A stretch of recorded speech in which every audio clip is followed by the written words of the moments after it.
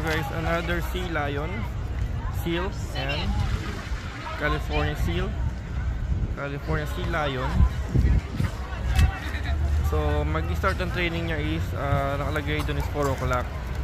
So ang oras ngayon guys is 3 o'clock, pero ito feeling ko nagpapakitang gilas sila, no?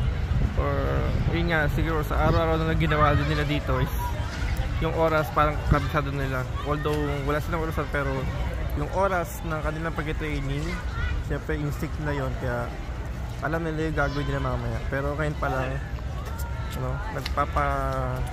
parang nagtatawag sila ng mga ng mga audience, ayan. So sabi siguro nila, mamaya meron kaming 4 PM tayo, kita kayo ayan, so yun lang guys, baka di natin mahintay yung